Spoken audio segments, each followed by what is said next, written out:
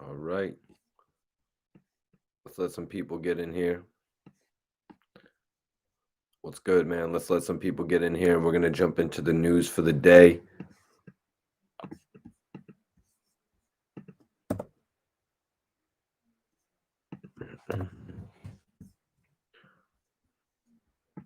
What's going on, you guys? Share this video. Let's get some people in here. It's a busy day. Appreciate everybody for tuning in right now. Top of the day, everyone. Let's get some people up in here so we can talk about Casanova.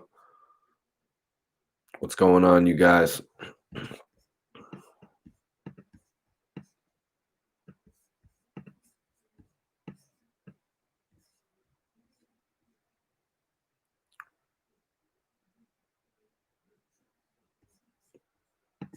Okay. Y'all want a lollygag coming in? Y'all want a lollygag coming in? I'm just going to roll up. No sweat off my back. I'm just going to roll up some loud. Break me up with Dutch. You know what I'm saying? Let some people get in here right now. We got 8 people in here. We're going to need a lot more than that. I just got off the line with my guy, Jose Guapo. Got an exclusive interview with Jose Guapo coming. That shit's a movie. Also, I got an interview with Uncasa coming. Let's go, guys. Let's get some people in here and let's talk. We got a couple updates from Casanova. What's up, Danny boy? What's popping? Why ain't nobody tuning into my shit? Why is it like everybody tunes into the other cornballs, but they ain't tuning into Mikey T? I'm just gonna sit here and wait, to be honest with you, because I'm the guy who gives everybody the real hip hop coverage. Some other people can't even jump on here and do an interview to save their life, and that's just being 100% honest. So let's see. Let's get some people to tune in so we can talk some hip hop news, so we can speak on Casanova. I know there's a lot of people out there right now wondering what's going on with Casanova. Well, Casanova has actually just sent out his first message while incarcerated. You know, what up, Riri? What's poppin', Riri Brown? Appreciate you for tuning in. Danny Boy, always tuned in. Appreciate that as well.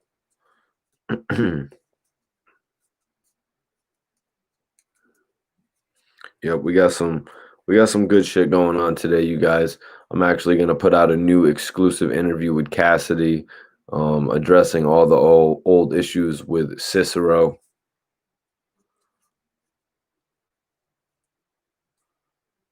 Shit is whack though. Shit is whack. We need more people in here, man. I be seeing a lot of other people getting a whole lot of support on the internet, and I'm gonna need a whole lot more support because I've been here since 2009, actually giving y'all content. I don't know how long some of y'all been tuned in, but I've been actually giving internet content to y'all since like 2009 on a weekly basis. I'm talking interviews with some of the dopest people in the game. You know what I mean? I'm not talking about just getting on here and shooting off at my mouth. You know, I come out here to actually give you guys really good content. Let's get some people in here and let's talk some real hip hop news this afternoon. Excuse me. What's going on? Hit that like button, you guys. I'm trying to find the line on this Dutch. You know what? Screw it. I'm always wasting my time trying to find the line on a Dutch. Iron Mike, I appreciate your support, man. I really do. Support goes a long way in this whole music industry thing. You know what I mean? I try to come out here every single day and put out new content for you guys. You know, I try to do content that isn't like any of the other bloggers. You know what I mean? I don't like to try and be like nobody else. Obviously, I've taken another turn from just actually doing video interviews. You know, obviously, I've taken a whole nother turn from just doing video interviews to actually doing commentaries. What up, Mark Flex? What's popping, man? Appreciate you for tuning in. Let's get some shit popping, though, this morning. About to roll one up. Where's my chronic?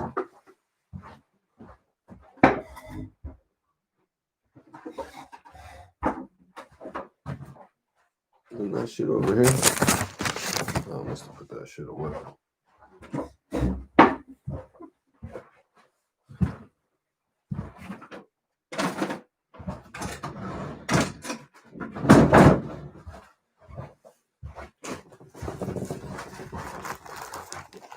Yep. Yep. Got some of this good chronic on deck. You dig? Some of this good chronic. Leave the pills to the pill heads. Mikey T is smoking this good chronic. You know what I'm saying?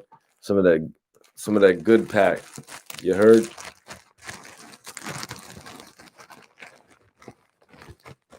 Some of the oh shit. See y'all. Yes. My shit just got. That shit looks fire. You're damn right it looks fire. All I do is smoke that gas, man. All I do is smoke that gas. You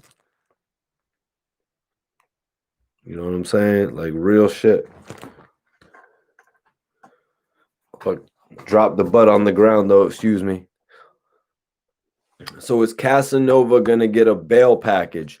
Right now, Casanova's team has actually put together a bail package that is going to be reviewed. The bail package that Casanova has right now is going to be reviewed. A little bit of info about what that bail package is that Casanova has. It's all accumulative, is all the way out to 2.5 million. That's what they're putting up. It's I think it's like 13 different properties, and they've also got five different people's salaries actually going into it, you guys. So they're actually putting a lot into this to get Casanova home. Sorry, guys. Sometimes stunting goes wrong. You know what I'm saying? Sometimes stunting goes wrong. But whatever, man. I've been smoking so much gas lately, it ain't even a thing. That is Mark Flex. This is some it's called Jungle Cake. Not my favorite strand. Not my favorite strand. But yeah, I appreciate everybody tuning in. This morning we're going to be talking about Casanova, man. Get well to Dr. Dre as well. Get well to the big homie Dr. Dre. Dr. Dre, obviously. Let's take a moment to talk about Dr. Dre, everyone. Dre is obviously one of the founding fathers of hip hop to me. You know what I mean? The way he's really changed the game, the way he's brought us so many different talents. It's really like, it's really crazy. Let me see if that 13 properties thing is actually correct. I've been reading a lot of different information about Casanova's case. There's a lot of there's 5 people putting up their salaries though, which accumulates to like 1,200,000 of the shit. So there's a lot of people in Casanova's corner right now. I'll say that much. But I was just saying, taking a moment to speak on Dr. Dre, you guys, because Dre is obviously somebody who has shaped my career. You know what I mean? Just from what he's done, you know, like going and watching the NWA movie. The NWA movie was the best put together hip hop film I've ever seen. You know, prayers to Dr. Dre. Felice says praise to Dr. Dre. And Colorado was in the building. Thank you for tuning in from Colorado. And thank you for your prayers for Dr. Dre. Obviously, Dr. Dre is, you know, one of the founding fathers of hip hop, as I said, a guy who really has come out and showed us so much new shit, you know, like the way he worked with Scott Storch, for one. And I had the chance to work with Storch very personally, you know what I mean, in the studio, working with Storch like on an everyday basis. So, you know, he had a lot of great things to tell me about Dr. Dre. Storch was always working to get back into the light of Dr. Dre, to be honest with you guys. You know what I mean? He always that's where I feel like that's where Scott Storch saw his peak in the music industry, when he was working with Dr. Dre. So yeah, we're just taking a moment to talk about Dr. Dre right now. If anybody wants to write their favorite Dr. Dre record in the comments or in the chat, you know what I'm saying? I think one of the dopest things Dr. Dre did was when Tupac got home, they had California Love ready, right? California Love was ready for Dre. It it had 3 Dr. Dre verses on it as the story is told. And then Pac came home and Dre said, "Yo, we got this one for you." And it just made so much sense. It made so much sense for Tupac to jump on the California Love record, man. Yeah, DJ Mark Flex says, and now Eminem and Snoop Dogg are beefing. I think that whole beef, if we can go into that, rest up, Dr. Dre, and get well, because we're all counting on you. We're all counting on you, Dre, to come back and be the Godfather, not the Dog Father. Don't get it twisted, everyone. But Dre, we're looking forward to you coming back and representing us in hip hop, or you know what I mean. We just want you to get back to good health, Dre. So all of our best, everyone in the chat. I know everyone here has a love for Dr. Dre. So let's all just take a second for Dre before we even go on to another topic, because that's one of the most serious things in hip hop right now is the well-being of Dr. Dre, in all honesty, guys.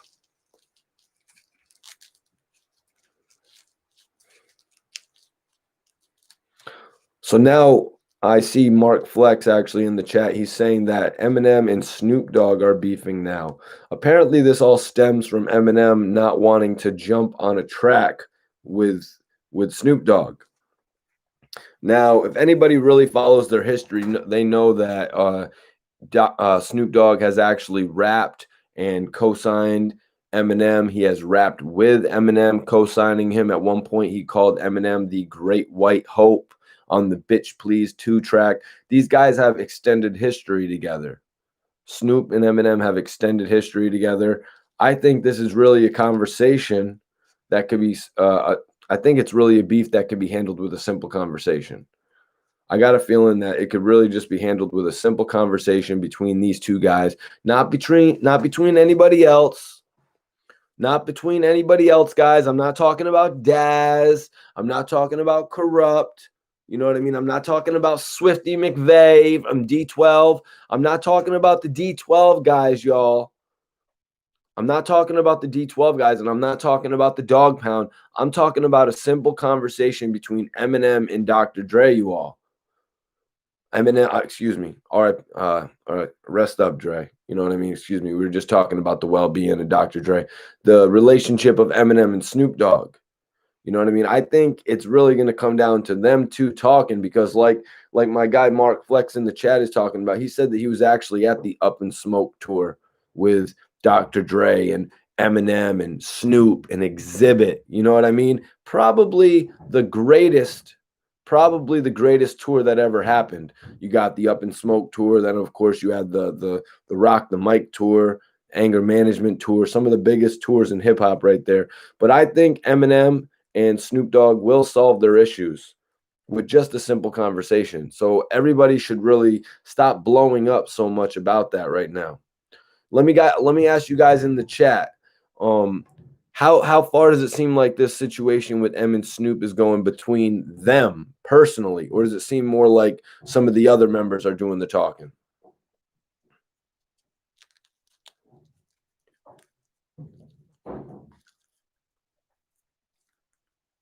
Yo, Antonio, I appreciate you for tapping in on the chat. Antonio from the 610. Antonio from the 610 is saying, yo, off topic, but just checking in on Dark Low. How is his health? Well, right now, Dark Low's health is the most important thing on the table. Dark Low's health and Dark Low's upcoming trial, you guys. So if you don't see me on here shooting off the mouth about Dark Low every day, or if you don't see Dark Low here doing an exclusive interview, it's because we're thinking about other things, you guys. There's when it comes to this, when it comes to life, the music industry isn't the most important thing in life. Actually, being out here to be around your loved ones is the most important thing. So one step at a time. Right now, Dark Low is actually home. He's actually with his child. You know what I mean? He's actually with family. He's able to contact the people that he needs to contact, the medical facilities he needs to contact. So that's the first step. Let's let him get his shit back together. You know what I mean? Right now, Dark Low is actually on an ankle monitoring device. Dark Low's actually on an ankle monitoring device, so he's not really able to leave his crib like that. You know what I mean? Arsenio, thanks for tapping in. We were just talking about Dre actually a second ago. From what I read, Dre is actually doing good, but apparently he's still in the ICU after a week. I don't know all too much about that. You know what I mean? I don't know all too much about the whole hospital thing, how long someone should be in an ICU, how someone has to be to actually be in an ICU. I'm not too familiar with that shit, you guys. I just know when it comes to hospice, that's when it's over. But Dr. Dre is a fighter. Dr. Dre's team has reached out to the general public and said his team has reached out to the general public and said Dr. Dre is doing good and he appreciates everyone's well wishes. What am I smoking on? Only the finest, bro. Only the finest. I got some exotic right here. It's let me get a little closer to the camera, you dig? It's jungle cake. Not gonna lie, I would have rather it been something different, probably. You know what I mean? Last week I had some shit. I can't even remember the name of it, to be honest with you guys. I can't even remember the name what I was smoking last week, but the shit was cool. But this shit's better than it. But I would like to have variety and shit.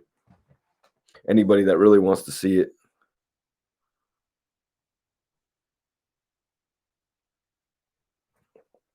I appreciate y'all tuning in today, man. Free Casanova, free my brother AR Rab. Ab actually had a few things to say about Casanova as well. Arab actually had a few things to say about Casanova as well. Hit the thumbs up if you guys want me to read out what Arab had to say about Casanova. Let me get 10 thumbs up in the chat if you guys want me to read out what Arab had to say about Casanova. Cameron, thank you, man. Yeah, it's a jungle cake. That's what my boy had right now. All right, y'all, hit the chat with them thumbs up. Hit the thumbs up if you want me to read out Arab's message. If you guys want me to read out Arab's message about Casanova before we get into everything.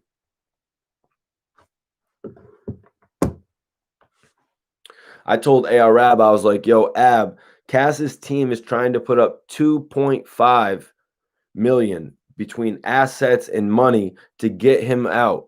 And apparently right now, everyone, the judge is actually considering it. The judge is actually considering it. And we will have a verdict on the bail hearing for Casanova. That's right. Casanova 2 times could possibly be getting out of jail in February, y'all. But yo, I need some more thumbs up. Hit that thumb up in the chat if you want to hear Arab's response to what's going on with Casanova. And Bernard said, what do I think about the Young Buck interview with DJ Vlad? Well, I mean, Young Buck is giving a pretty good, solid interview. What can I say? You know what I mean? Young Buck is definitely giving a solid interview. Yo, Iron Mike, hell yeah, I'm into the URL battle rap culture. I was actually in Houston during the battle with Geechee Gotti and Sue Surf. Yeah, my bro Dirty O actually brought me out to Houston. He brought me out to that battle. We was out there with Sharon from Wildin' Out. We was out there with a couple different people, man. Nitty, and Geechee Gotti had me up to their hotel to do an exclusive interview. I actually linked with T-Top. A lot of different people, man. I met a lot of the people from the Houston battle rap scene as well. But yeah, doing the interviews with the battle rappers has been something that I've been big on. And then I actually did an interview with Goods, which actually led to me doing an exclusive interview with Cassidy. So that shit was a movie, you guys. Yeah, man. Yo, go check it out. Mikey T, the movie star T-Top, Mikey T, the movie star Rum Nitty. I interviewed a lot of these guys, man. Mikey T, the movie star Hollow the Don, Mikey T, the movie star Head Ice, Mikey T, the movie star Math Hoffa. Yeah, I've interviewed a lot of these guys, y'all. I'm on it. I'm on the wave. Consistently, you know what I mean? Consistently making new content for you all to view. But yeah, I appreciate everybody tapping in today, man. We got a good audience in here today. Need some more thumbs up. Let's get some more thumbs up, guys. And I'm gonna read out ARab's exclusive response. That's right. Um, Top 5 from Toronto. Haven't heard of him, man. But NBA City, hit me on the gram. Everyone in here that's watching, hit me on the gram, and I'm gonna follow you guys back. I'm gonna put my Instagram up. Everybody that wants to follow me on Instagram, I'm gonna follow you guys back right now. I'm putting it up in the chat. I'm gonna pin it. Everybody that follows me based on this video, I will be following you guys back, man. Rashad asks, so is ARab okay from allegedly being stabbed? ARab is good at this point, you guys. ARab actually had a couple complications after all of that. You know, ARab had a couple complications after that. You know, he actually got an infection. They kept him locked up for 30 plus days. They kept him locked up for a couple weeks in the hole with an infection, with a wound. Yeah, Ab wasn't doing well. Ab wasn't good at all. They said his skin started to blacken. You know what I mean? They said he started to get hives. And then they're going to keep him in the hole, away from everybody, away from somebody that could help him. But at this point, Ab had started to be given his medication, you guys. They had actually got him some medication. I'm not sure what type of medication. I can't actually report that to you. But Ab told me that he had been taking his medication, and now that was a few weeks ago. So you got to give this shit time. You know what I mean? You got to give it time to catch up. Mikey T, I have an idea for you to help you make this platform bigger. I'm a DJ in Harrisburg area and I'm on a radio show. All right, man. That's what's up, man. If you want to try to get me on the radio show for an interview or whatever you're thinking, hit the Instagram. You can follow me. I'll follow you back, man. Good looking out on that, Mikey T. Rashad, I appreciate you for tapping in on this live. Everybody in here that wants to support the channel, the best way to support the channel is Cash App. If you guys want to make a donation to the channel so you can see more content like this, you know what I mean? That's how you can do it. Just Cash App Mikey T if you want to support the channel in any way, you guys. But today we're talking about ARab and Casanova. Let's get into that whole thing because a lot of you guys might have missed my live I did yesterday. But ARab had this to say about Casanova. He said, "That's crazy about Casanova. I wish him the best. These feds know how to conjure up charges to make the minimum time you're facing 15 years." And Ab identifies with that because right now, a lot of y'all watching know that Ab is actually facing a minimum sentence of 15 years himself. Ab says right here, these feds know how to conjure up charges to make the minimum sentence 15 years. You know what I'm saying? Like 15 years, you're taking somebody away from a life that they should be having. Like, let's look at Bobby Shmurda and Rowdy Rebel. Rowdy Rebel coming home. Rowdy Rebel comes home, and now the life that he's living is totally foreign to him. You know what I'm saying? Rowdy Rebel comes home and he's given $100,000. But in reality, if Rowdy Rebel had never went to jail 5 years ago, he would be worth a couple M's. He'd be worth probably 5 M's. You know what I mean? It's really taken away an understanding somebody has from it's from doing your job. It's like taking somebody out of their job for 5 years and then expecting them to be able to be thrust back into it and have the same success that they once did. Yo, Kenneth Brown, what up? What up? What up? All right, Mark, I'm gonna follow you back as well. But do you guys see what I'm saying by that? Like, I was having a conversation the other day with Uncasa, and that really resonated in my mind about what they've done to Rowdy Rebel, taking him out of his element for 5 years, and now they're throwing him back on the streets. I hope he can get everything back going. I hope he can get all the momentum back moving, even though right now it's kind of a messed up time that we're living in, guys. It's kind of a messed up time that we're living in. These artists aren't able to get money in the same ways that they were before.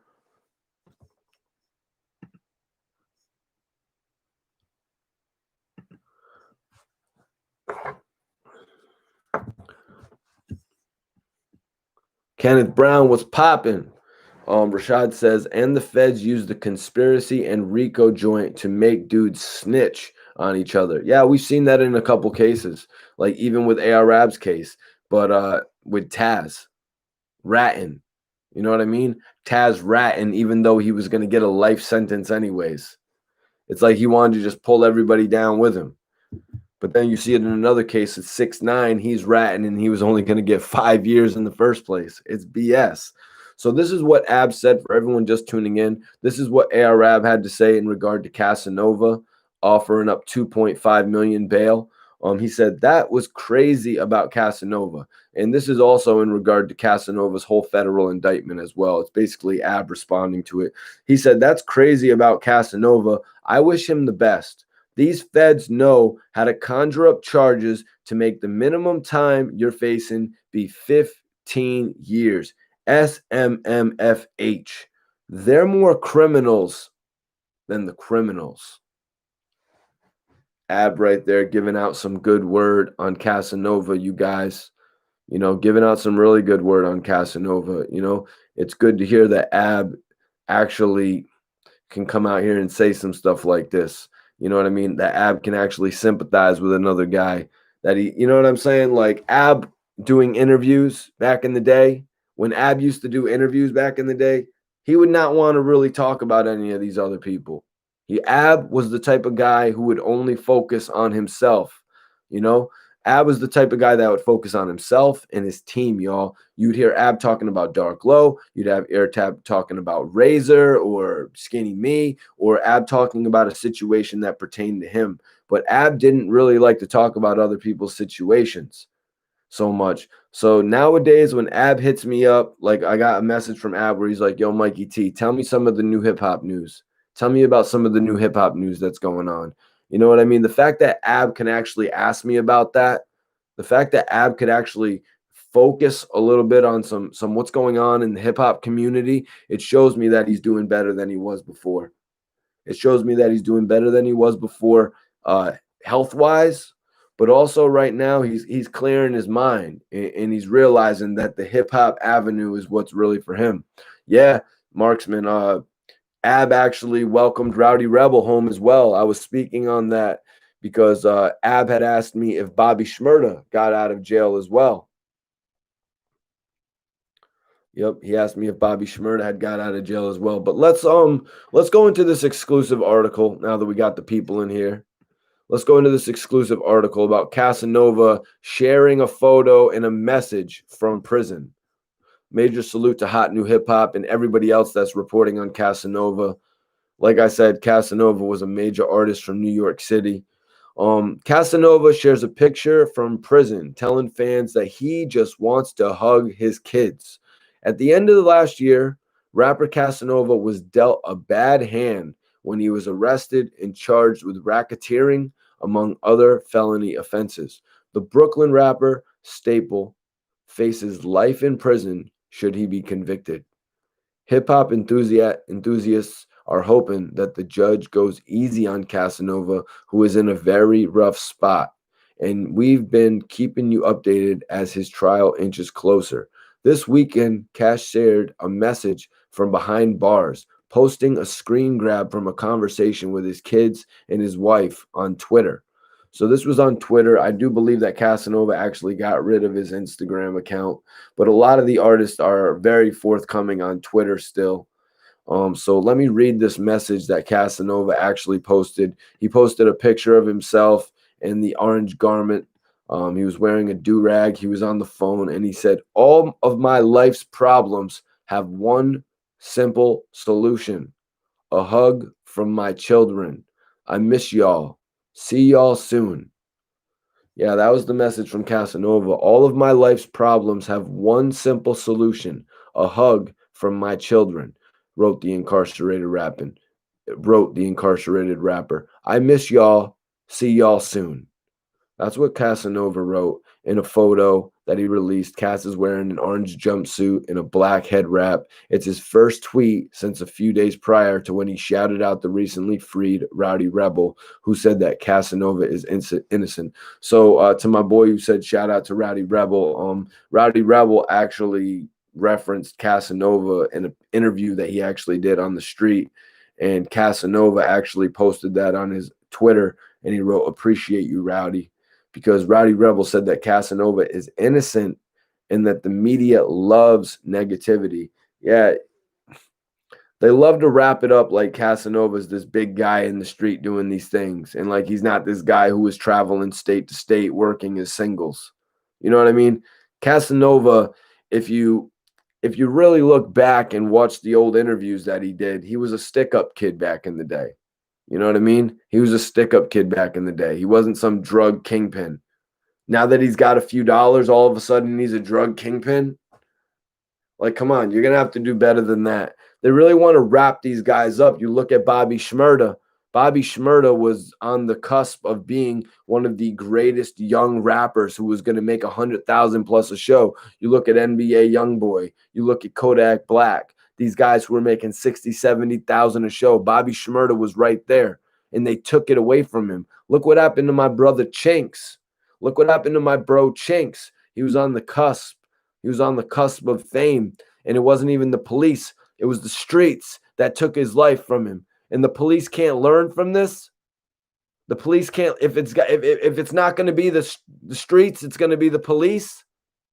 Like, how many obstacles do these guys have to go around? How many hurdles do they have to escape in order to make it to where they got to be?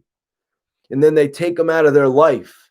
And now Casanova, a guy who just got married in 2007, he said. He made a mistake and said he got married in 2008. He corrected that mistake in court. He had a laugh about it. He said that he was going to get in trouble with his wife about it. In trouble with his wife. Why? Because that's the only trouble Casanova was getting in at this point of his life. I know everyone watching this video watched Casanova on his Instagram page and saw the life that he was living, always dancing around and taking bubble baths with his girlfriend. Like, come on, let's not get it twisted. They're painting a picture that wasn't there. Do you guys agree with me? You are 100% right. Yep. And then when you bring your boys with you, and then God forbid I get a $3 million deal tomorrow. God forbid Mikey T, the movie star, signs for $3 million tomorrow. And then I have 7 or 8 of my boys and 3 or 4 of my girls coming out, and we're all going and vacationing, and we're all buying weed. And one time I buy a pound of weed, and I'm like, yo, make sure my boy gets an ounce, and make sure my other boy gets an ounce. And then they pull up some shit about I'm a drug dealer because I made sure everybody in my crew was smoking right. That's ridiculous. Don't you guys see how the feds are trying to spin this? Like, they're trying to put Casanova in a position, like you're saying, where he was Rod Diggs. Casanova and Rod Diggs were in 2 very different positions. I think it's messed up what happened to Rod Diggs, too, just because he was friends with Uncle Murda. They decided to drag him up with everything. But Casanova was a whole different artist. Casanova was an artist who spent his time.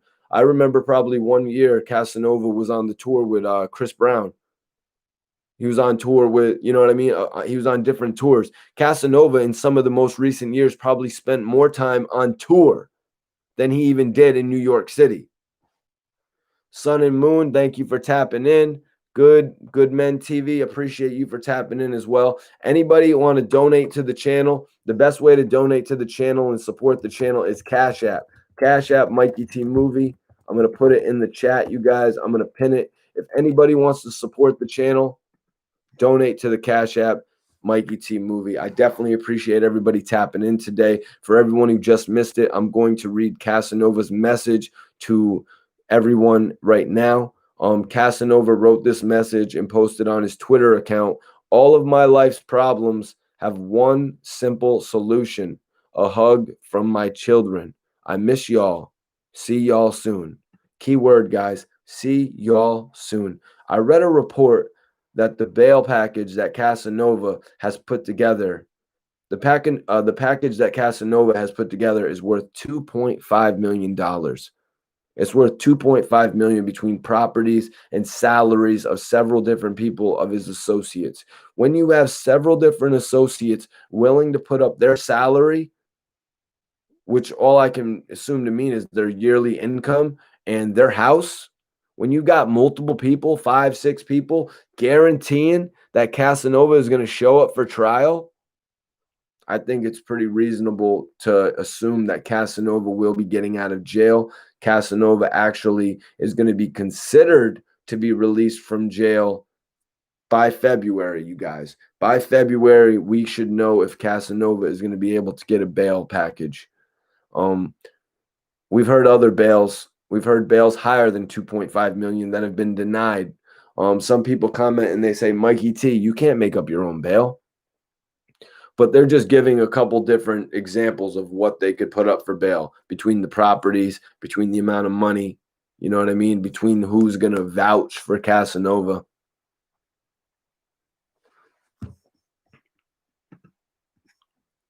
Yo, Jersey 99, you're a loser. People try to come on me. People try to come on me to try and talk to me about what I'm doing. Guys, I'll be honest with you. I've been doing video interviews. While these guys who just talked on camera couldn't even get video interviews. I've been doing video interviews actually getting you word from the artist. I've been doing video interviews getting actual word from the artist out there for longer than DJ Academics was talking in front of a camera and just posting the pictures. You know what I mean? So anybody who wants to give me grief about jumping in front of the camera, you know what I mean? Anybody that wants to give me grief about jumping in front of the camera, you can jump off of a bridge. You know what I'm saying? I inspired Say Cheese. I inspired Adam 22. I inspired DJ Academics. And those guys are mainstream. You know what I'm saying? And those guys are mainstream. Say Cheese was watching me.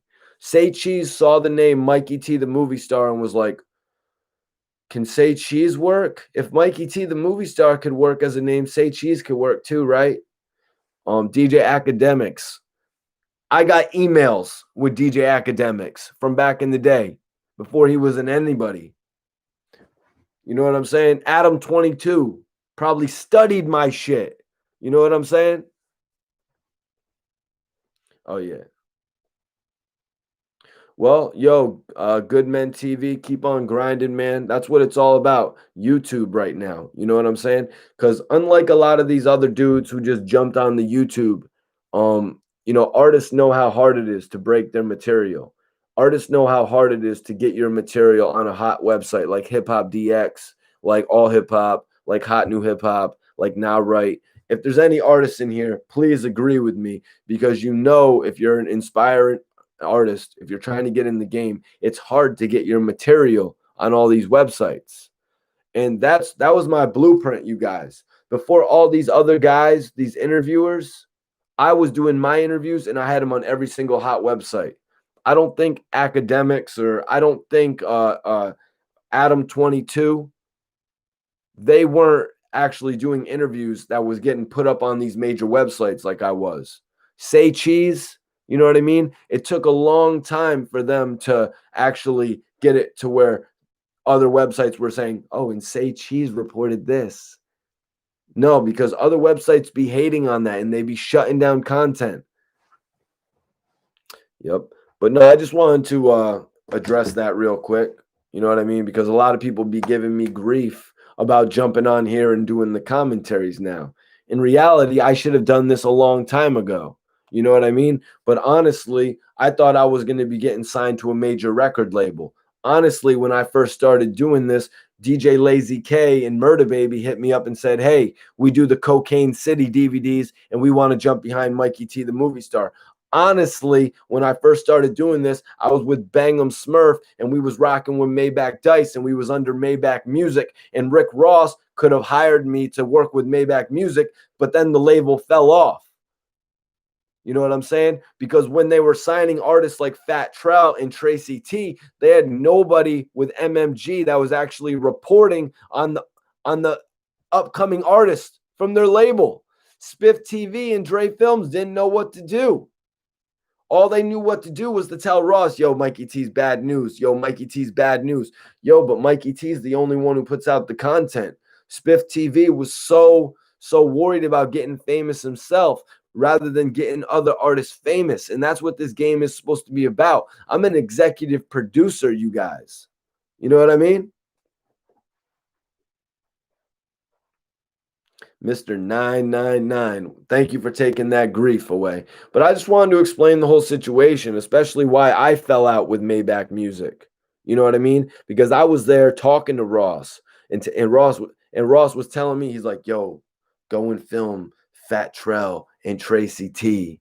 And I remember Fat Trell and Tracy T signed to MMG, and every single blog knew that Fat Trell signed to MMG, but the only blogger,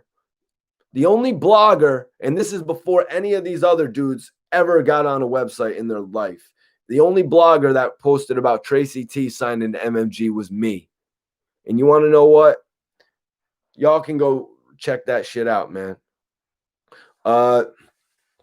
Yeah, the whole situation with Smurf, MMG, Smurf, if Smurf had never been deported, like in all honesty, if Smurf had never been deported, we would have been rocking with MMG. We would have been on tour like crazy just because Smurf was that type of dude. You know what I mean? But that's probably if he never went to jail. Honestly, because when I knew Smurf, as I said in the video before, when we were there with Ross, Smurf wouldn't even go to Ross's room to knock on the door. You know what I mean? Like Smurf wouldn't even go to Ross's room to knock on the door. So it's a Juice World thing. RIP Juice World too, man. Robbery was probably my favorite song from Juice World. I appreciate everybody for tuning in. Hopefully that rant didn't make you all hate me and shit. You know what I mean? Like, hopefully that rant about Adam 22 and academics and Say Cheese, like, yo, it's cool that I inspired a lot of these guys. You know what I mean? And I'm not mad about the position that I'm in either. I'm not mad about the position I'm in. You're looking at the kid whose mom couldn't give him $1.25 to go to the ice cream truck. And right now I could go eat a prime rib if I wanted to. You know what I mean? Like, I can go buy a Red Bull. I can go buy a bottle of champagne. My mom couldn't, when I was like younger, she couldn't even give me $1 to go to the ice cream truck and shit. So, you know what I'm saying? Like, I'm good right now. I never thought I'd be in the position that I'm in right now, to be 100% honest with you. Keep grinding, Jay Butler. Appreciate that, man. I am going to keep grinding. I've got a new interview with Uncasa for y'all. Yo, this interview with Uncasa, he really exposes a lot. And Uncasa actually spoke on Casanova as well. Uncasa actually spoke on Bobby Shmurda. He spoke on Rowdy Rebel. He actually spoke on Max B and Stack Bundles as well. A lot of people are always saying, yo, Mikey T, you need to do some stories on Stack Bundles. So I got y'all. Uncasa, uncut Stack Bundle story. Get the Strap says, more blessings to you. I appreciate you, man. Jay Butler says, Mikey T should have more clout. Hey, man, I'm not going to lie to you. Guys. I be traveling. I be going to shows. I talk to people in the crowd, and they're like, Mikey T, the movie star? I've heard of you. I've been to Club Live when Future was there, when Mike Will made it. Of course, I had to go holler at Mike Will made it. He said, Mikey T, the movie star. Yeah, I heard it. I heard of your shit. A lot of people have heard of what I do. You know what I mean? I can't say people don't hear about what I do. Give us an update on Dark Low. Well, I don't know if you follow Porilla. But you should. Porilla on Instagram, he actually posted on his story a snippet of what seems to be a new Dark Low song. He posted a snippet, you guys. So that is a little bit of an update just to tell you guys Dark Low is actually recording. Right now, Low is actually on house arrest. Low's on house arrest, so we can't do all that much. My guy, Get the Strap, said, if you know the DVD era, you know Mikey T. DF, did you hear that update on Dark Low? Dark Low right now, for anybody thinking Dark Low just up and got out of jail, Dark Low is actually out on a $50,000 bail. Dark Low is out on $50,000 bail, and he's actually on house arrest, so he can't move around totally like that. But it's easy to get a studio this day and age. You can put a studio at your house. You know what I mean? You can put a studio at your house. So, and then he's probably got someone. Obviously, they could just send it to somebody, and they got the best engineer to do Dark Low's shit. Like, yo, you guys don't even know Dark Low's about to blow up like crazy.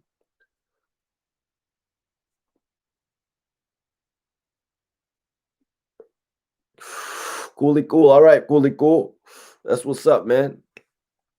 Everybody in here hit that like button though. We got 36 likes. We got 114 people in here. I want to see 75 likes. Come on, hit that like button, y'all. Let's keep this thing going. Good good men TV. Hit that Cash App with a donation. Hit that Cash App with a donation and I got you, bro. You know what I mean? Anybody here that wants to support the channel, Cash App Mikey T Movie. That's right. Hit those like buttons, y'all. I want like 75 likes. Let's get 75 likes. Let's keep this live going, y'all. Free Casanova. For everyone tuning in, Casanova sent a message out there for everyone. It's his first message that he sent since being incarcerated. Casanova, this is reported by Hot New Hip Hop, one of the dopest websites. Cass actually had this to say when he was talking to what looks like his wifey and daughter, or both of his kids. He said, "All of my life's problems have one simple solution: a hug from my children. I miss y'all. See y'all soon." And this could be an indication, and this was actually taken on January 10th. It's January 11th. This is actually with the consideration, Casanova saying this with the consideration that the courts are going to review his bail package of $2.5 million for February, and Cass could potentially be released in February. That's only 3 weeks away, you guys. It's only 3 weeks away that we're going to have to wait to hear the next update on Casanova, y'all.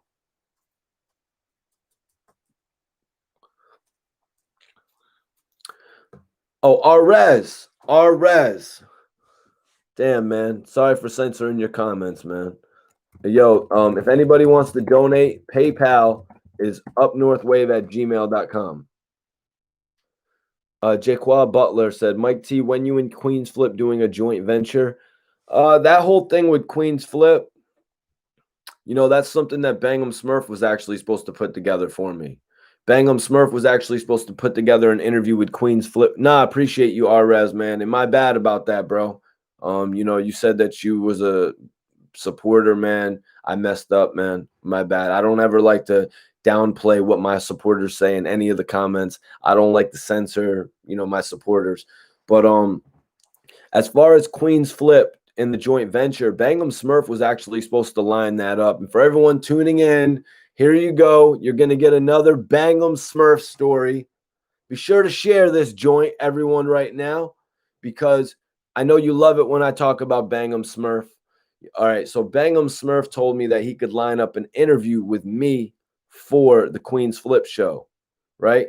So he was going to send me up to jump on the Queens Flip show. So when I was going to go up on the Queens Flip show, I was just going to talk about, being on French Montana's album with Max B. I was going to talk about my past relationship with Scott Storch. We were going to clear up all the issues that happened with Tony Sunshine. I thought it could have been a whole lot of good material for Queens Flip show. You know what I mean? But obviously this whole interview thing, it's not about asking to get interviews. You know what I mean?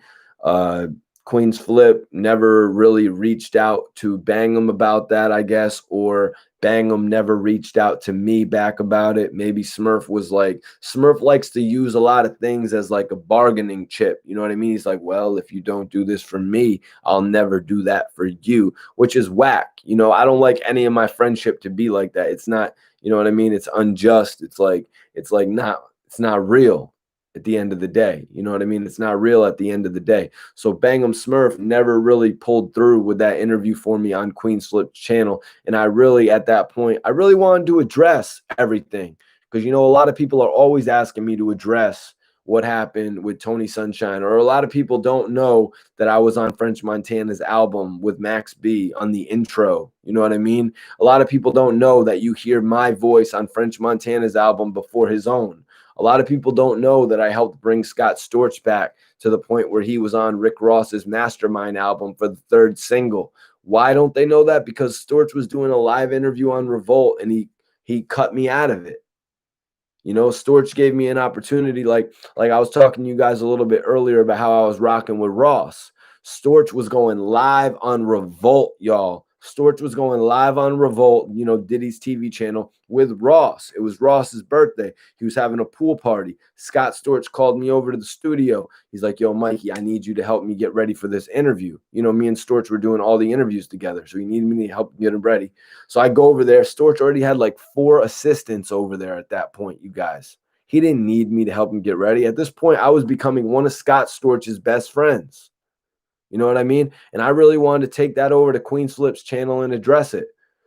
And you know, this is how I knew that something was up, because when Bangum Smurf and me started having issues, when Bangum Smurf and me I started really having issues, Queen's Flip said on their live, he said, Mikey T, isn't that the guy that you wanted me to interview?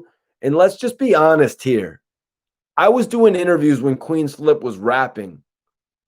Queen's Flip definitely knows that I do interviews. Tony Yayo knows that I do interviews. And he's shown me love. Tony Yayo, the guy from G Unit, 50's right-hand man, said that I do great interviews. So Queen's Flip said to Bangum Smurf, he's like, isn't that the guy that you wanted me to do an interview with? And that's when I knew right there that it's not an issue that Smurf ever pressed. You know what I mean? Shit like that speaks volumes to me. I'm the guy, I can read between the lines, y'all. And right there, I knew it. Smurf never pressed it. And you guys know what I do? I get on here and I get on the internet and I press for Bangum Smurf. I get on the internet and I press for these guys for years. It's all I did. So I made my career about it. So much to the point where people are like, damn, there's Mikey T, the Bangum Smurf guy. There's Mikey T, the guy who messes with Bangum Smurf. You know what I mean? There's the guy who doesn't mess with 50. You know, I get all of that from messing with Bangum Smurf. But you want to know what? This is something I was touching on the other day. You can't wear yourself too thick. Is that what it is? Thick. It's not wearing yourself too thin. You can't put all your eggs in one basket. And that's something I never did.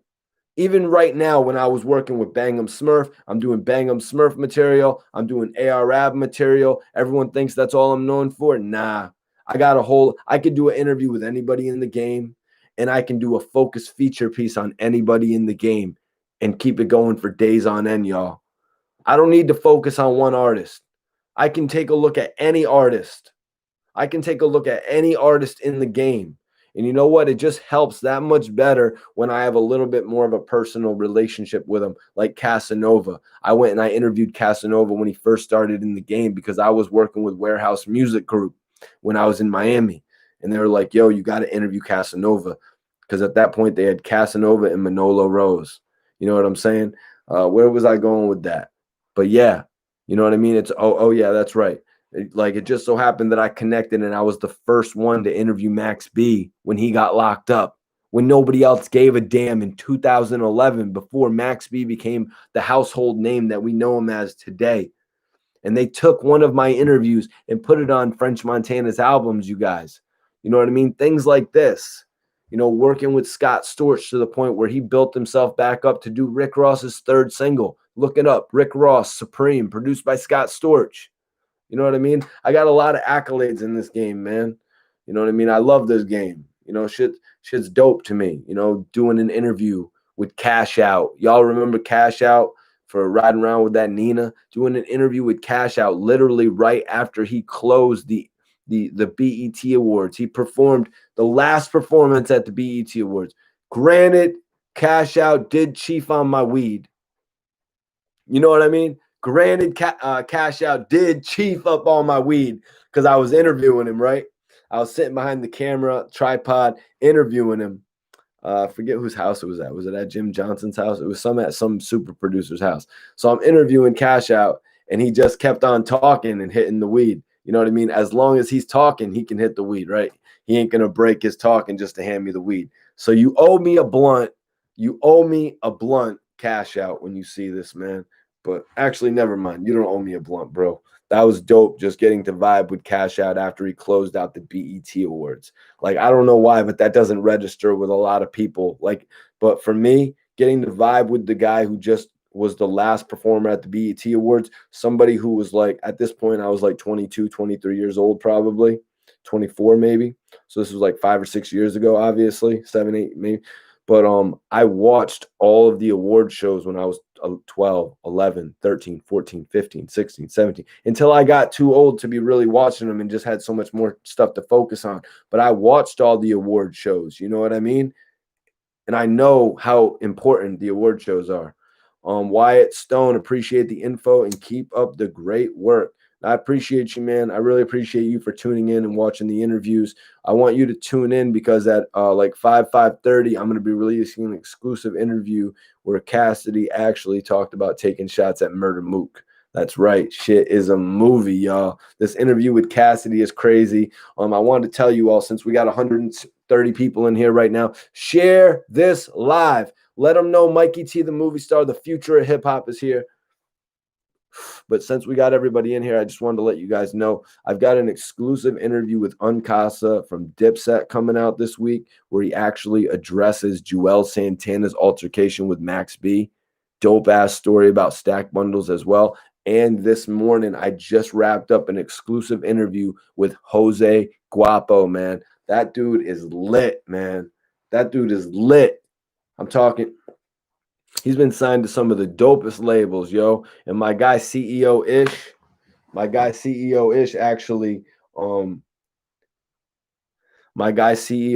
actually plugged in that interview for me. I'm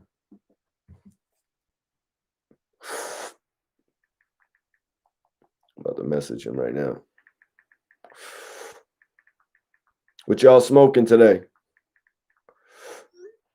Yeah, my guy Ish, CEO Ish, actually plugged me in with Jose Guapo this morning. And let me tell y'all, Guapo has some new shit out. Let me go grab it, actually. I'm going to put it in the shit. Jose Guapo.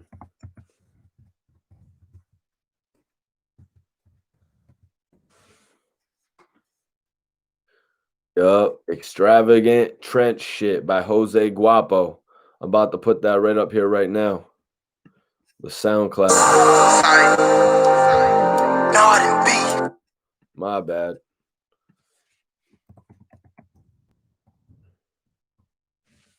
Get this shit. I spelled it wrong, but you already know what it is, man.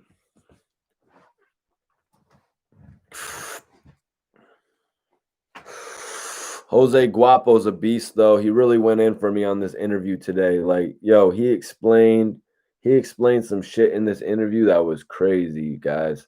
Like, basically, he broke down to me how P from Quality Control came to him and, you need to get out of the streets. You need to get out of the streets. And this is when P was actually had Lil Baby. You know what I mean? This is when the Migos was popping. And this is when P had Lil Baby going, and he was looking at Jose Guapo like he had a potential to be where Lil Baby is right now. You know what I mean? Dope CEO. Dope CEO, obviously, man. So I got a couple interviews ready for you guys, and we're going to finish out the Cassidy interview as well. We're going to finish out the Cassidy interview strong. That shit's a movie. The Cassidy interview is a movie, you guys. We've already released Cassidy speaking on Poundside Pop, Cassidy speaking on Dark Low. If you guys missed that, I don't know if you're still in here, DF, but Cassidy spoke on how he actually spoke to Dark Low's probation officer back in the day. He spoke to Dark Low's probation officer back in the day and let him know that Low was actually working on music and shit. He was like, yo, Dark Low is working on music. Dark Low is doing some traveling with me. Cassidy pretty much vouched for Dark Low. If anybody hasn't seen that, y'all need to go check it out right now. What up, y'all? Y'all missed the interview with Cassidy, or y'all seen it? And then I actually had Cassidy speaking on his beef with Gilly the Kid. Cassidy speaking on almost joining major figures. It's a major interview, guys. It's a major interview. Let me see. What did I want to find for you? Oh, yeah, that's right. I'm setting up the Cassidy interview to premiere, though. Gonna drop this Cassidy interview. It's crazy, you guys. It's some crazy information that a lot of you probably haven't heard. So I'm looking forward to releasing it today. Cassidy is explaining the Cicero beef, you guys. He was frustrated. I addressed him and Murder Mook. Let me see. I'm going to schedule this. I'm going to schedule this for 5. Let me schedule it for 5:15. Screw it. I'm going to schedule this video for 5:15. This shit is a movie, guys. Like I'm telling you guys, I am working right now. There ain't one other blogger that can outwork me right now. There ain't one other blogger that can outwork me right now, guys.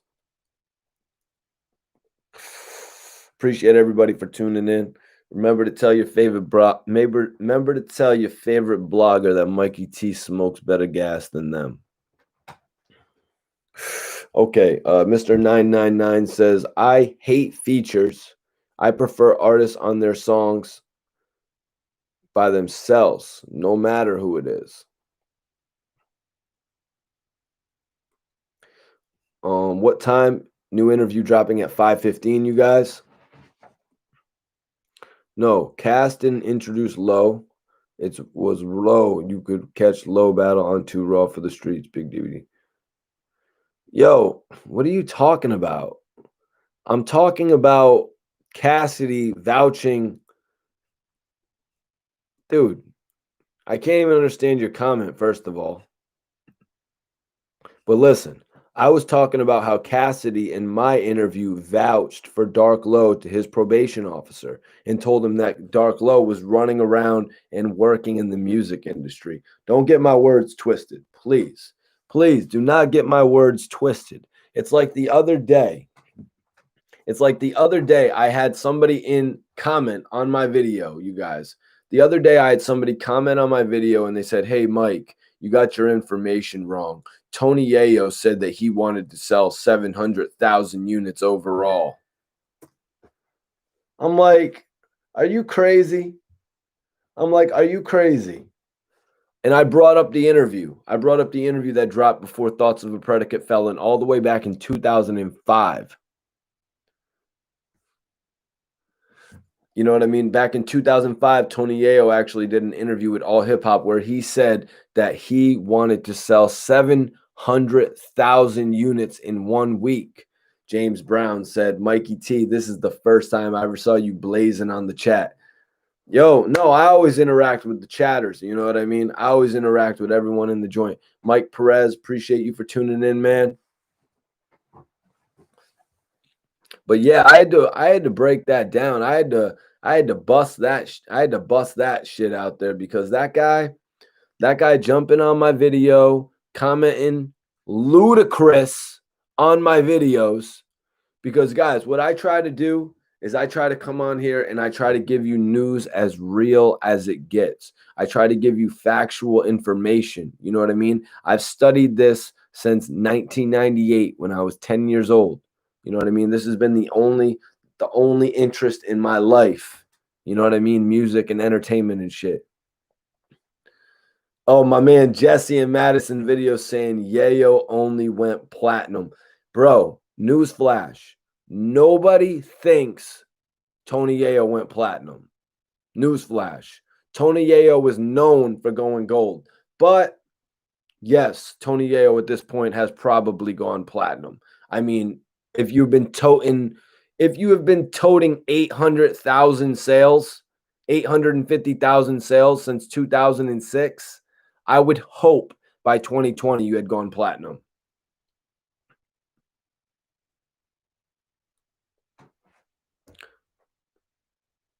Yeah. Yeah, I would hope you've gone platinum by 20, you know what I mean? By 2018, if you had done but yeah, no, I loved the Thoughts of a Predicate Felon album, man. I actually bought the Thoughts of a Predicate Felon album. You know what I mean? But the only problem is I feel like that was the last G-Unit album that people really bought.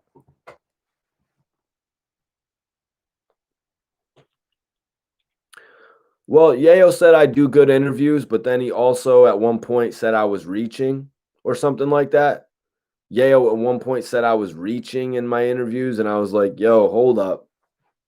Hold up, Yayo. Don't tell me I'm reaching in my interviews. Do not tell me I'm reaching in my interviews because you guys just heard what I said to you a couple seconds ago. I try to bring you guys the realest shit, and I try to bring you the most factual shit. So don't tell me I'm reaching in my interviews. Period.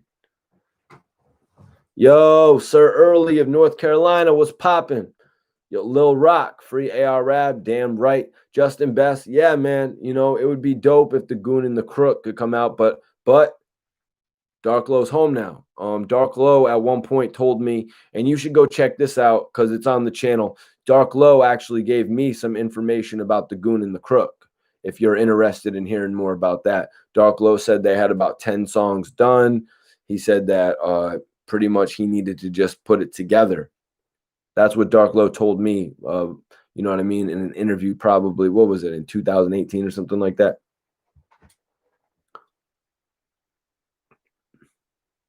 Okay, Louis one can't speak on a city where you don't know shit and where you think you've been signed. What, dude? Louis, please. Louis, please get your comments together. Louis, please get your comments together. But bro, if you want to talk about somebody only been to Philly 6 or 7 times, I'll have you know, I got a new car this year with 13,000 miles on it. I already put 100,000 miles on it on trips back and forth to Philly. 100,000 miles from 13. That's like 80 plus thousand miles. 87,000 miles. That ain't 6 or 7 trips to Philly. Get your facts straight, kid. Don't try to mess with me. Jersey was popping. I've interviewed everybody. In Philly. You know what I mean? I've interviewed everybody in Philly. Come on. Oh, Lil Rock. Yo, tonight we're going to do a live about the King Earner fight with Alpo. That's right. Tonight we're going live.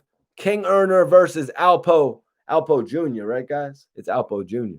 Paparazzi Poe and King Earner. The fight. Y'all want to hear about it?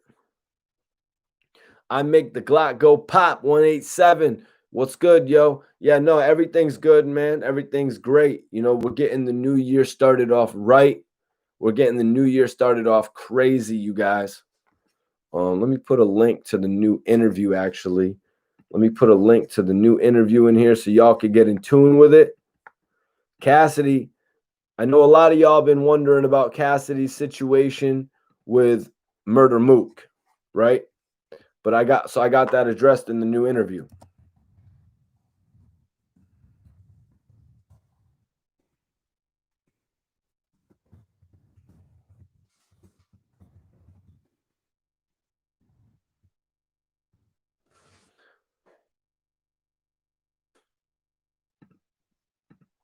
Yep, that's going to be dropping in actually 20 minutes. 20 minutes. 20 minutes. Yo, Louis, are you a failed rapper or something? Like, are you a failed rapper, like, trying to tell me to come somewhere? Like, dude, do something for your rap career other than coming into my chats every day. You know what I mean? If you want to jump in here and you want to hear some real hip hop shit, or if you want to, you know what I mean, add something to the discussion, by all means.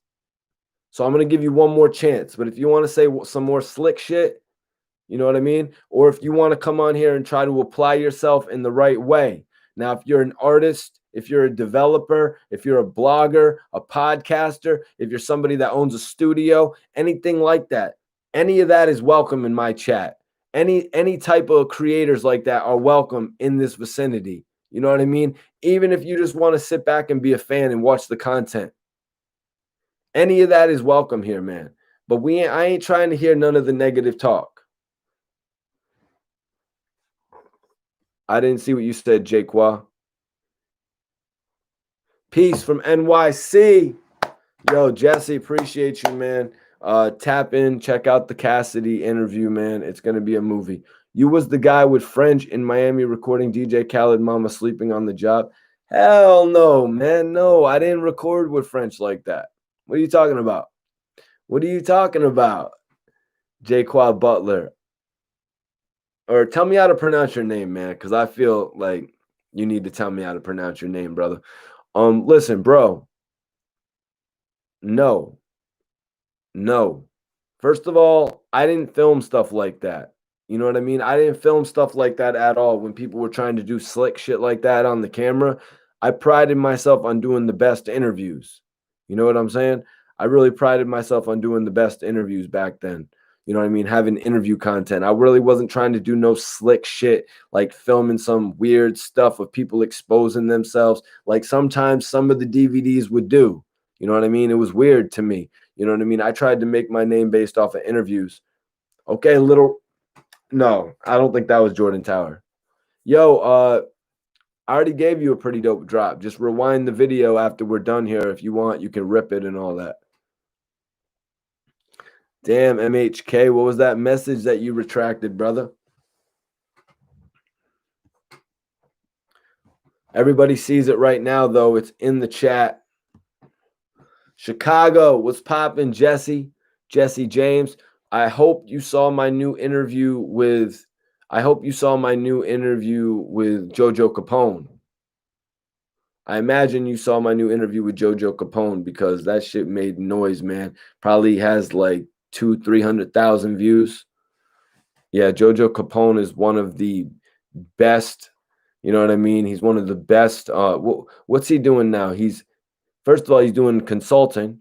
He's one of the best at that. Like if you're an upcoming label, I think you'd want to have Jojo Capone. That's what he is. He's one of the best advisors in the hip hop game right now. I think he's got a lot to contribute. I'd love to have him back on the channel, but that's up to his discretion. I'm an artist from the UK. Do you listen to UK hip hop? Hell yeah, I listen to UK hip hop, man. Come on. If you send me some hip hop, you know what I mean? I'm going to check it out, and we're going to see if we can make it do what it do. I don't discriminate based on where you're from, man. I've met a lot of producers, a lot of artists, you know what I mean? A lot of visionaries from different parts of the world. Okay, guys, new interviews dropping in 15 minutes, and this one is a movie.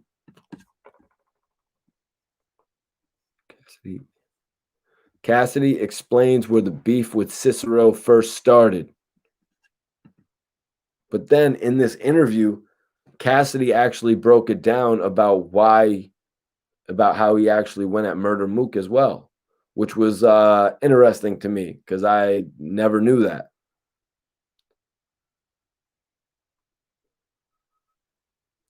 Jesse and Madison says that UK is banging the best drill beats. JoJo is actually related to Birdman. We didn't really get into that too much. It would be dope to actually touch base with him on that a little bit in the future. You know what I mean? But no, we didn't really touch base about the whole Cash Money thing. We actually spoke, I don't know if you saw the interview with Jojo Capone, but we actually spoke on the Gucci Man and Young Jeezy battle. We actually touched on King Von's passing. We touched on the creation of his entertainment branch called Global Gangsters. And we actually, I had to talk to him about the G Unit spinner piece. He had to tell me about the G Unit spinner piece. I would like to talk to him about some other things, though, like how the game really put his name out there crazy. The game put his name out there crazy when he released 300 bars. For everybody listening, the game actually mentioned Jojo Capone on the 300 bars disc, which a lot of people really still riding that 300 bars disc, y'all. Like a lot of people. I remember listening to that shit back in the day, and you can't say that record didn't phase G Unit the way that he went out of every single member at G Unit, whether you were a a recording artist, or you were the management, or if you were an artist that was on the mixtape scene but a part of G Unit, he did not miss you guys, right? Do I work with anybody in Massachusetts? Yeah, I've been doing some work with Millie's from Massachusetts. You can go check out that interview if you're interested. I got an exclusive interview with Millie's. One second, you guys.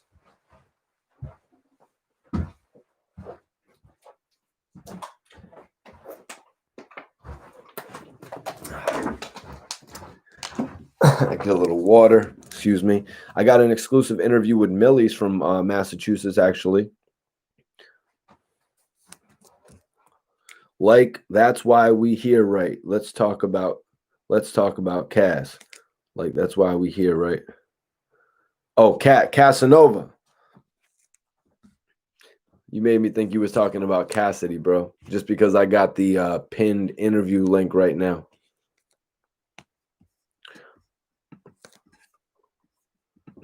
Yeah, Casanova right now is actually in a bad predicament, but a lot of people know that they've put together a package for 2.5 million between property and cash. You know, they put up a package for 2.5 million. I don't know if you know, Rick, but they are saying that the judge is going to be considering this motion and will be handing out a determination in February. So that's why Casanova just posted on January 10th. He posted a picture that said that all he needs is the hug from his children.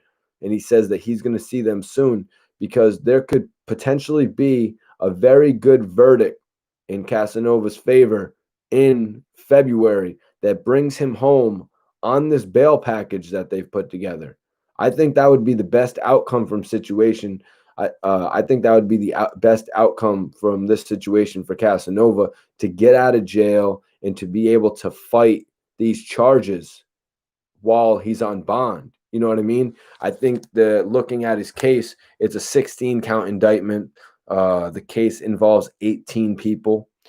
Casanova is only mentioned in 3 of the counts. He's mentioned in the racketeering count. Now, looking down on this, you see that Casanova is not mentioned in any of the murder count.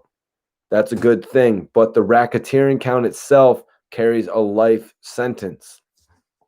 And the conspiracy to commit racketeering is going to be the big charge here.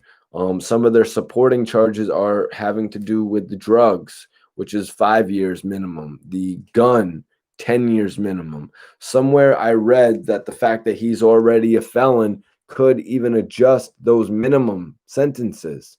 You know what I mean? Being a felon and catching another narcotics charge, being a felon and catching another gun charge. So he could potentially be looking at more than a 15-year minimum sentence. And we're dealing with the feds now, guys. From what I hear in the feds, you got to damn near do the majority of your time.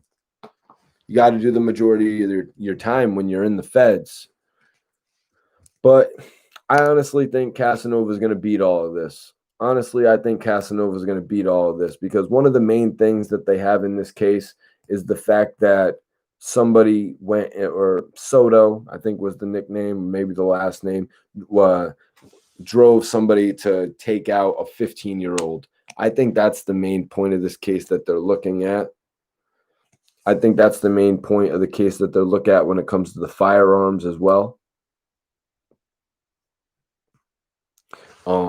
I think Casanova needs to be able to prove that he didn't assist these guys with giving them any drugs either. I think that's something that Casanova needs to prove, that he did not assist them with giving them any drugs. Casanova posted a couple pictures of firearms, rifles on his page. Now, come on, guys. These are rifles used in like James Bond video games and military games. There might have been a couple handguns. Don't get it. Let me not get it twisted. Rose, what's popping? What am I smoking? You know, I'm smoking that loud pack. You know what I'm saying? Jungle cake, you dig? All these other guys, they can't show their loud pack on the camera. They can't do it because they don't got much. They don't got much. I mean, if you guys see right here, I got some on my tray. I got some on the tray, but then I got some over here. You know what I mean? It's like they only got something on the tray. But you guys, Jungle Cake, yes, sir. But you guys, I'm not going to be taking shots at nobody. But the next time I hear my name, I'm coming on live every night and I'm exposing secrets. I'm exposing secrets the next time I hear somebody diss me. The next time I hear somebody diss me, I'm coming on here and I'm exposing secrets every single night. You know what I mean? I'm going to make it a spectacle. I'm going to turn Mikey T, the movie star shit into TMZ.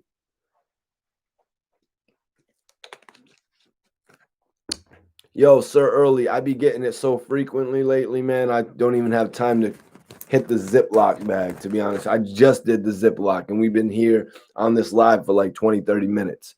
Nebraska tapping in. You know, I appreciate that. Jesse and Madison video said, truth, being a felon makes everything worse. 100% facts. You know, you look at a 15-year sentence and you think back to other hip-hop sentences like Shine did 10 years. You know what I mean? Hot Boy Turk did 8 years plus, 8 years and 8 months. You know what I mean? You look at these sentences and you're like, oh, 15 years. We've seen it before. You know what I mean? Nobody wants to see anybody get 15 years. We want to see these guys entertaining us. We want the opportunity to go to their shows, to buy their albums, to hear the new songs that they feature on, to see if they get an opportunity to be in any films. Like, come on. Casanova had the world at his feet. ARAB had the world at his feet. You know what I mean? These guys, Dark Low had the world in front of him. Bobby Shmurda, Rowdy Rebel. These guys should be millionaires right now. Who stopped the economy like that? Who would do that? To where you literally, you're holding up the economy, the furtherment of our nation. You know what I mean? If we're looking at it like that, if people want to jump in the chat and they want to say, oh, Mikey T, they do the crime, they do the time, right, Mikey T? Yo, don't message that shit on my page about they do the crime, they do the time. Look at the situation that I just laid out for you, man.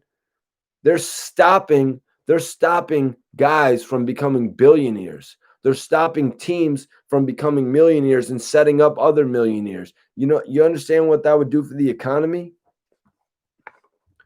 Why Cass ain't get the what deal? Oh. Man, I'm sorry, y'all. Yo, when y'all be saying Cass, I think you be talking about Cassidy, man. Hood DVDs. All right,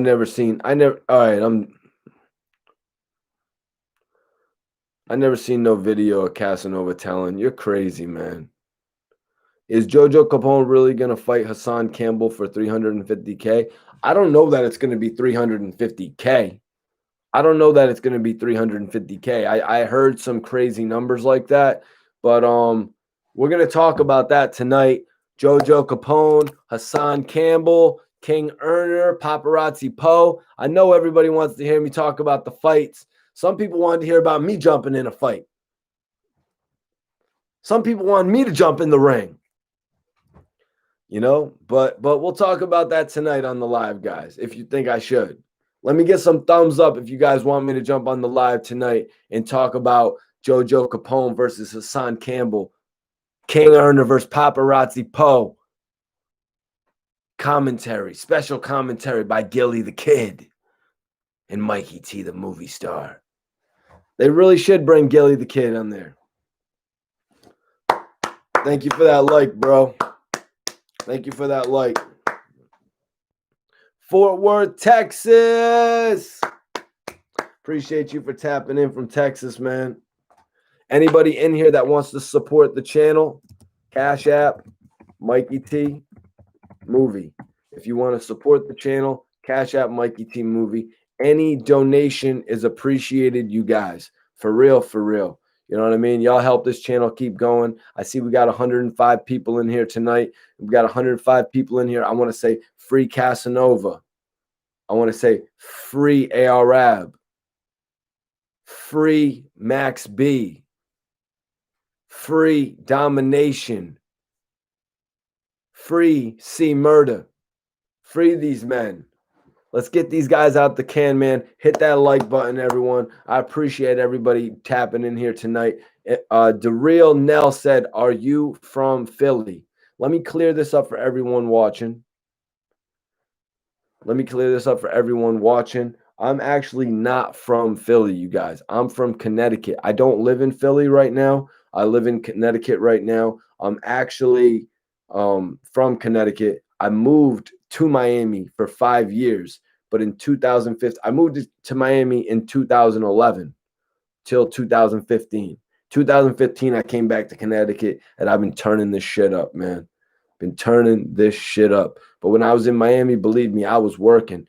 Yo, Ghost Recon, you're a real one. $10 super chat. Ghost Recon 755. You are the man. Dude, did you mean to do two?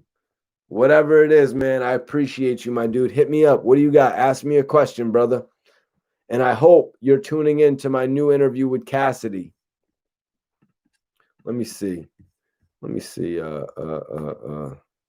might have to move the premiere of this video to 5:30. We rocking. We is rocking on this live. New Cassidy interview dropping at 5:30, you guys. Yo, Ghost Recon, you are the man. Hit me with a question in the chat, man. Anything you want to know, I will answer it for you for the best of my ability. Do you hear talk of freeway? Hold on. Sir Early of North Carolina said, Antonio, my aunt and uncle used to stay on Trinity Ave. Oh, okay. What part of CT? Nah, man. I'm not from Willimantic, first of all. Come on. Willimantic, that's where literally all the messed up people are from. No, I'm from Norwich, actually. I'm from Norwich to Stonington, I guess you could, Norwich to the Rhode Island border, because my dad actually lived in Stonington. My mom lived in Norwich, which is kind of like the slums of Connecticut. She lived in what's it called? She lived in assisted living and shit for people with low income housing and stuff. My mom was on welfare and shit. So then when the government came and tried to take me and my brothers away from my mom, because my mom caught a DUI, so they tried to charge my mom with child neglect. My grandparents came and they were like, nah, screw that. We're moving the whole family to Rhode Island. But I stayed with my dad. Who's in a wheelchair. So I was like, okay, my dad's in a wheelchair. I was like the bad kid from the projects. I was like, I'm going to take advantage of the whole situation. And you know what I mean? Have girls over, and you know what I'm saying? I didn't even smoke back then, but I was just like, I'm just going to run them up. So I stayed in Connecticut while my whole family went over to Rhode Island. So I've always been on the basically the border of Connecticut and Rhode Island. And to best explain that, if anybody's out there been to any of the casinos like Foxwoods or Mohegan Sun, I basically live 15 minutes from those casinos, which is an hour away from New Haven, which is where New Haven is the Mecca. New Haven, Hartford is the Mecca of the Connecticut scene when it comes to music, you guys. 50 Cent and Max B and French Montana, they were all tearing up this area. Even Casanova, G-Unit guys, all tearing up this area, getting all types of money back in the day, based in this area in Connecticut. My boy actually has a club out here called the 444 Lounge. Actually, it was first called the Lotus Lounge. They renamed it recently, called the 444 Lounge. We brought Post Malone out here, Fetty Wap out here. Casanova actually came to the club. All different types of people, man. Janae Aiko came in here. She was kind of Hollywood, though, from what my boy told me. I did an interview with Ali Vegas, actually. Domination plugged me in with Ali Vegas. Domination did a lot for me back in New York. You know what I mean? Back in Queens when I was running around with Domination and shit. Yeah, I did an interview with Ali Vegas. Actually, I don't know if Damo plugged that in for me, but Damo's my brother. I'll give him any type of credit I want to. I probably just hit Ali Vegas up on the email. Ali Vegas hit me back, and we was working.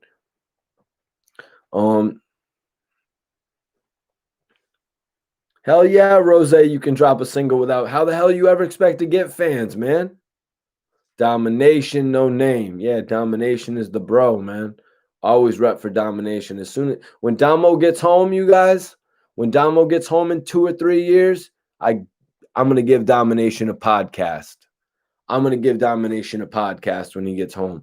We're going to maybe, hopefully, he'll have me on it with him, maybe, or he can do it on his own. But I'm going to give him a lane to, make a podcast when he gets home so he could get some money off of hip hop and really tell his story. Yep. Because, Domination has a lot of history. Domination has a lot of history with Koch Records. Bro, there's some stuff on there. Like, man, you wouldn't even believe it if I told you. You know what I mean? Like, you wouldn't believe it, because if you heard the people that he was going to work with making singles, that like he would have made some way for himself. Yo, Ghost Recon, I appreciate you, man. He said, yo, $20 for you, my guy. Just saying, keep up the good work, fam. Just trying to keep my ear to the streets on all avenues. I appreciate your truth and aspects of the game. Peace. Man, you was a real one, Ghost Recon. You was a real one, man. And right there, a message like that, it just shows me the whole reason why I'm doing this. Because that's the reason why I got into the game in the first place, to keep my ear to the streets, to hear a little bit more news that I didn't get to hear. You know what I mean? Some stuff that you would wish that you could hear back in the day. You know what I mean? But you just couldn't get the information because there were no outlets. You know what I mean? You'd hear it from your friends. Oh, Biggie and Puffy used to love going shoe shopping together. They were the best of friends. They would always go shoe shopping together. You know what I mean? You'd hear shit like that. You'd hear stuff about 50 Cent. You know what I mean? And you'd want to know more. So that's why I got in the game. You know what I mean? That's why I got in the game on the real. Okay, my guy says, the unfazed one says, been following you since your interviews in the last years with Dark Low and Arab, etc. Keep doing what you do, man. You're a real one. Much love from Paris. Paris tapping in. I ain't even gonna spark up right now. Paris. Is that Paris, France, or Paris, Texas tapping in? I was wondering. Something light was popping, man. Jason. I don't know, man. I don't agree with you saying that Casanova is a dummy. I don't agree with you saying that Casanova is a dummy, because like I was saying earlier, I don't know if you're just tuning in, but I know a lot of us on here, we watched Casanova's Instagram videos. When Casanova was on Instagram, this man was dancing with his girlfriend. This man was in a bubble bath. I hate to say it. The man was in a bubble bath with his girlfriend. You know what I mean? The guy was doing things like that. He was out vacationing, going to different exotic zoos. You know what I mean? Like, you got to be kidding me to tell me he's a kingpin when the man is going to exotic zoos and checking out everything from hyenas to dolphins. Like, get out of here, man. Come on, man. I don't buy it. I don't buy it. Yo, Jason, are you kidding me? You don't talk drug deals on iPhones? Haven't you ever heard I made $1 million off the iPhone? Haven't you ever heard that? Or what's the lyric? Somebody in the chat. You know what I mean? They're always talking about that crap on their iPhones. I'm not saying Casanova was doing that. I'm not saying Casanova was doing that. And first of all, the feds got it twisted about the 2 times. The feds are always getting drugs twisted, you guys. When they're referring to 2 times, they're talking about chronic. You know what I mean? Like,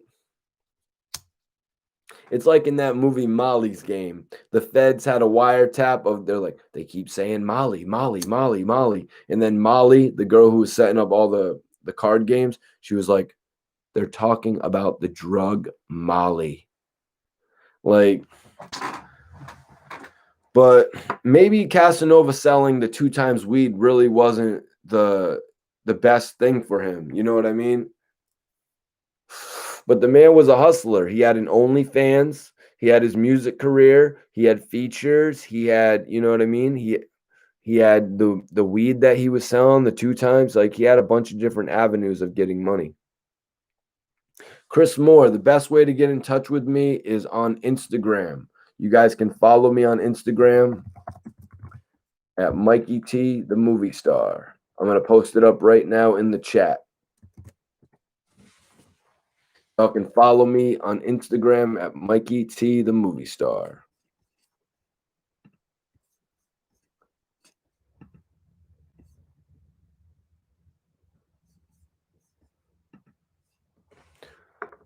Wow, what do you do, Chris? Yo, I am Coffee Tea. What up, man?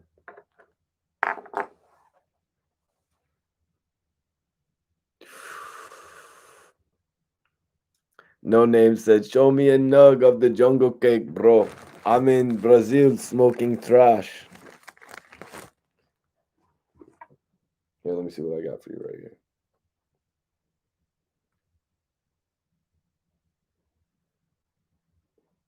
Yeah, I'll just hold those up for you, man.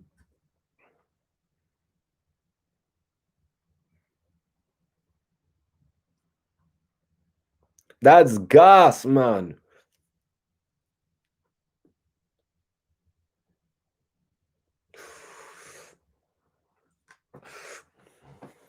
I smoke better than your favorite blogger. And 2 times, I've been smoking longer than your favorite blogger, more consistently. Actually, I am your favorite blogger, so it doesn't even matter.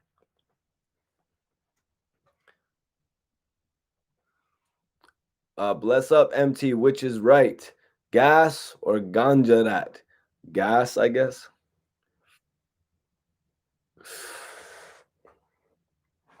Yeah, man, I appreciate coming on here and messing with y'all, man. Y'all is the realest. Y'all is the realest group. Let everyone out there know that Mikey T, the movie star, is here to stay. Top of the PM, Aaron Finney was popping.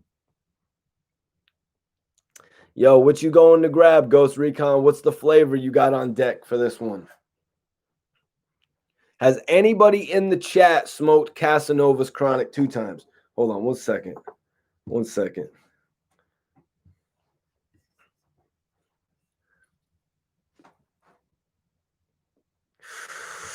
One second.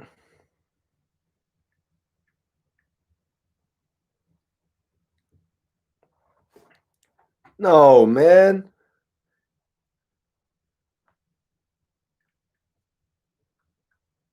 All right, yo, I'm about to call my boy who has actually smoked 2 times.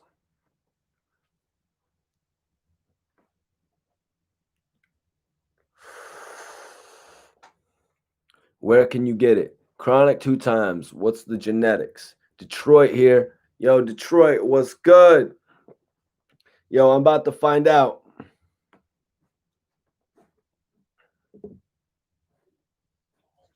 Yo, Dirty. Yo, you must be reading my mind, bro. I literally was fucking messaging you on Instagram. Oh, word. Yo, Dirty, don't be saying the F word if you could. I'm on live right now. We're talking about Casanova. Oh, okay. What's good with you? Yo, guys, can you all hear my boy Dirty O right now in the live? Say what up to the people, Dirty. Hey, what's good, y'all, man? It's dope to know y'all tuning in with my boy Mikey T, man. Real good dude right here. Yeah, this is my guy Dirty O right now. He's actually starting his new podcast, No Gimmicks Podcast. But Dirty, we're talking about Casanova. I'm smoking some gas right now. And I needed to get the people a review on the Casanova 2 times, bud. And I know you smoked it. Oh man, that's still one of the best strands I had, man. Especially the whole 2020, man. I'm gonna put that up there with the Butcher Breath, Benny Joint, and then Casanova the 2 times. Them definitely up there, man. Some of my favorite strands from last year. All right, Ghost Recon just said, yeah, we hear you, Dirty. What it do? So Dirty, you say you put Casanova's 2 times right there with Benny the Butcher's Butcher Breath? Yeah. I'm gonna edge Casanova over the Butcher Breath, but they both fired him. All right, so you guys heard it right here first. Casanova's 2 times is actually better than the Butcher Breath. And yo, Dirty only smokes the exotics, you guys. Coffee Tea asked, is it a sativa or an indica? I don't even know. I don't know. I know Benny's is a cross strand, so I'm thinking it's probably a hybrid, and I'm not sure about the Casanova strand. So, Dirty, how much of the Casanova weed did you buy? Like, how much did you grab? A quarter, eighth? I got an ounce. I spent $4.50 on it. Yo, my boy Dirty O, the homie. I'm gonna put his Instagram up in a second. I'm gonna put his Instagram up right here. My boy Dirty O smoked a whole ounce of that Casanova 2 times. That's what I'm talking about, man. Yeah, I was pretty stingy with it too. Only a few people got to smoke with me. So, yo, when you smoked with them, were you actually letting them know that it was how did they feel about smoking the 2 times? Yeah, I had to make sure we wasn't in no sessions. That way we ain't got no bullshit weed floating in the session. So, and I let them know the price and to really enjoy it, man. Not treat it like a regular $25, $40 eighth that they get every day, and to actually enjoy the strand and the weed and how good it was. Okay. No Name. No Name is actually from Brazil. He actually asked me to show him some of my, I have Jungle Cake right now. And he said, damn, you guys are paying a lot. So in regard to that, Dirty, I actually spent $4.50 on 2 O's of this Jungle Cake. Do you normally spend $4.50 on an O, or was that something special? Nah, this was kind of like when the strand first came out. So I'm pretty sure that they jacked the price up, especially with me being all the way upstate New York in Niagara Falls. The exotic is not here as much as it is in bigger cities.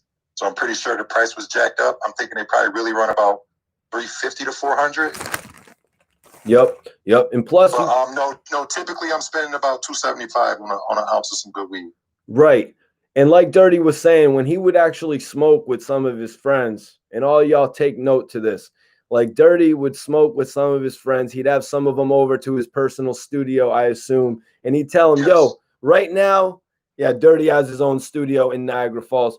He's telling them, like, yo, right now, this weed that you're smoking, don't consider it to be like that $25 or $30 eighth hookup of sour diesel. Sour diesel, no less. Don't consider it to be that little hookup you're getting it from your friends. This is kind of another level. You're smoking something. Yeah. This is the dispensary level. This is like getting your weed from the right people. Okay. My boy Jason Schuffner on the chat says blue cookies. What you know about that, Dirty? Nah, never had the blue cookies. You had it, Mikey? Oh man, I'm gonna be honest with you, man. I'm gonna be honest with you guys. The only time I ever had something blue that really hit me nice, and people be thinking I'm crazy when I say this, Dirty. You probably heard me say this before. The only thing I ever had that with blue in the name that was nice was that Blue Magic. Oh, Blue Magic. I had blueberry syrup when I was in Vegas from the dispensary, Planet 13. That shit was good as hell, too. Oh, yeah, that's right. And Dirty was smoking on that Gary Payton, the illustrious Gary Payton weed. Yes, which is a cookie strand, right? Okay, you would know better than me. How much of that did you grab? I had only a quarter of that. My man be living good. I want you guys to tap in with Dirty O, though. Let me get his Instagram real quick. Let them know right now, though, Dirty, before you get up out of here, where they can tap in with you and shit, what you're doing. Yeah, man. Dirty, man. My name is Dirty O. I'm from New York, Niagara Falls. Right now, man, we locked in heavy with Hip Hop Weekly. Hip Hop Weekly Radio just dropped on January 1st. You can find it on Google Play, Alexa. Apple will be there soon. My new podcast, No Gimmicks, will be streaming on there on Sundays. We got No Gimmicks, the mixtape and the album coming out. And I got my own album coming out, which is called Less Than a God, More Than a Man. We got Shay Noor on there. We got Rick Hyde on there. We got Joel Santana on there. So, man, we working. That's all we're doing all the time, man. Stay working, stay active. Yeah, my boy Dirty was working with Shay Noor as she was really making her name. Yeah, before you get out of here, Dirty, I know you have enjoyed some Do-Si-Do.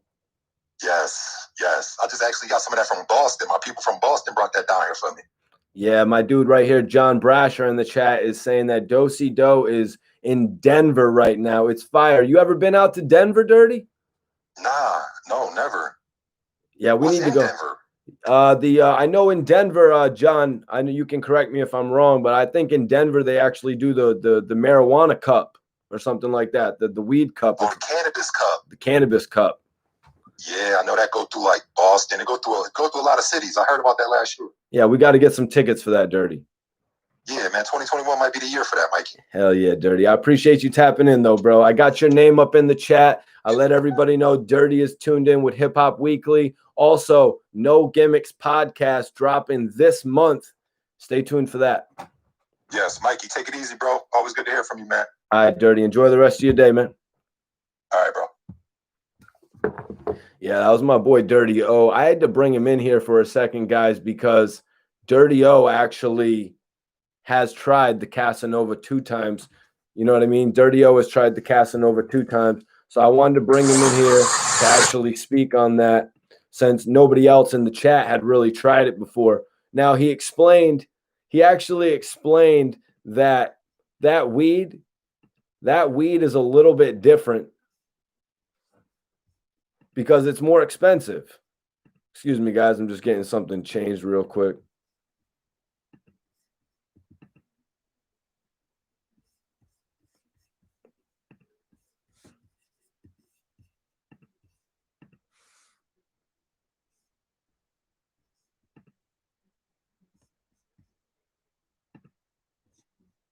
Oh, well, it looks like we are going live, you guys. Yeah, the cannabis cup, you guys. Yeah, $4.50 an ounce is definitely pricey. You know what I mean? But when you go to the dispensary, that's what it is about as well. So, guys, I want you all to go tune in live now, though. We're about to go live on YouTube. Teamwork works here. Get organized. The exclusive interview with Casanova. Exclusive interview with Casanova. Cassidy.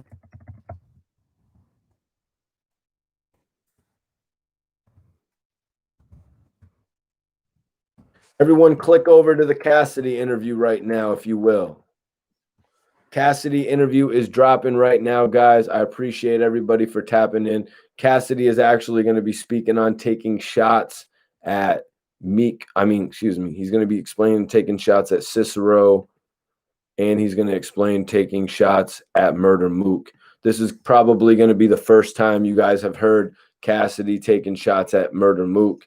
I haven't really heard him speaking on it too frequently, but I want you all to tap in right now if you wouldn't mind. The link is in the description.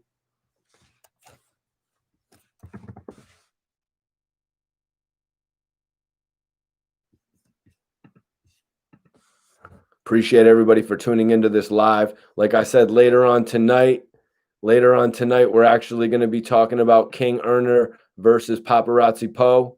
I want everybody. Yo, Benny Banks, you missed the whole story, man. Get out of here, bro. You're going to get blocked. You're going to get blocked for making that statement. Come on. Everyone go tap in. Check out my exclusive interview with Cassidy dropping right now.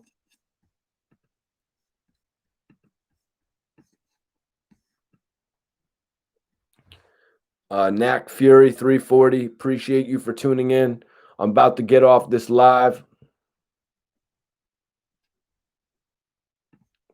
Right now and go over to my interview with Cassidy. I appreciate everybody for tuning in on The Real. Thank you all for tuning in.